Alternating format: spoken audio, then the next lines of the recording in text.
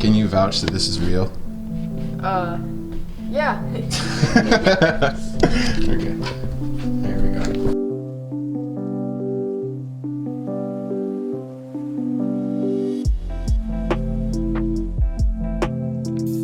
Oh, freaking cow.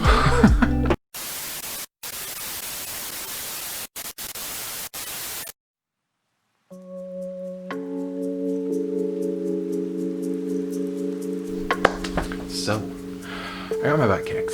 That's what that whole video was about. But I was far too excited and I didn't properly explain what's been going on. So, here we are.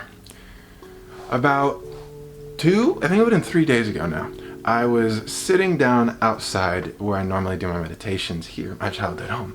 I had been fed up. I was done. I have been grumpy for like a week at this point, and that is far too long to be grumpy for me. So I start spitting on my thoughts, just going, like, what is the root for this issue? And I finally get it. I want to be liberated. I want to end my suffering. Essentially, I want enlightenment. And it was sincere. This was truly what I wanted, which was kind of interesting because I thought it was money at first. I thought I wanted a job. I thought I wanted to travel. I thought I wanted all these things, but it was liberation. Fast forward like 3 hours and I find this 5-part book series which gives me this technique which I've been searching for forever. Kriya Yoga. It is like the most secretive yoga I've ever seen. You need to find a guru who's already mastered it, basically enlightened, and you have to learn it from him. And the dogma of yoga, which is essentially like it's rules that are put upon you that seem absolute, but it's only within like the tradition. The dogma there is that you are not allowed to share it with anyone. Practitioners are not to teach it. Only a certified, initiated by the master teacher is allowed to teach it. So this guy was just giving it out, and I was like, God bless you. And from the bits and pieces that I'd found on the internet, it had matched up, which was really exciting. And so what Kriya Yoga is it's like another version of Kundalini Yoga. So Kundalini Yoga is like a brute force way of awakening the Kundalini. Kriya Yoga is like a more gentler way, I guess you could say, but still the same effects. Now, what is Kundalini? Well, prana. Prana is life force. Prana is within everyone. If no prana is present, being dies. It's more important than oxygen, essentially. Now, Kundalini is this massive reservoir of prana that dwells within you, usually towards your root chakra. And so what you need to do is you need to take that reservoir, you need to connect it to the third eye. And then from there, you do other things. That's we're not going to go there.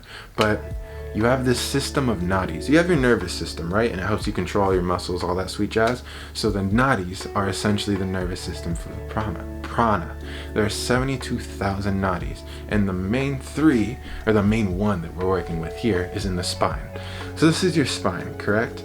Now, I'm not sure which one's on each side, except for the middle one, so we're gonna call this one Ida, this one Pingala. You're constantly switching from the two. And the easiest way you know that you're switching is by your nostrils. One breathes more air than the other. One becomes congested, and this one becomes congested, so on and so forth. And you can see it throughout the day. So the Kundalini needs to travel through central channel. I'm going to try and say it. Sushumna, something channel, something like that. And that is what you're awakening. So I did this Kundalini awakening technique that was very brute force, and it's actually a part of the whole Kriya system. But in the middle book, which is focused primarily on Kundalini, because I was interested because I'd done Kundalini Yoga before, it's mainly just focused on developing this technique.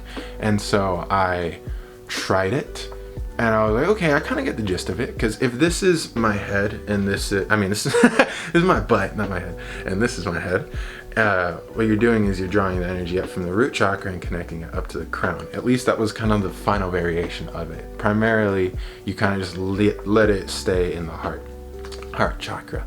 And you do a series of blocks and breath retention. And so I did it, and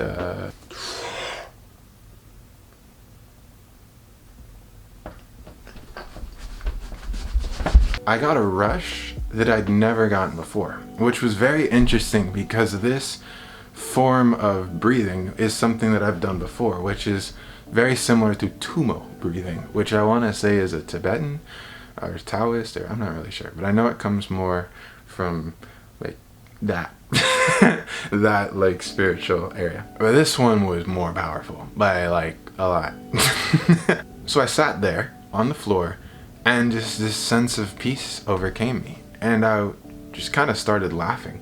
It was like, what just happened? I kicked a stool over. My dog's food was everywhere. My little brother comes down and he's like, pardon my language, but JC, what the f?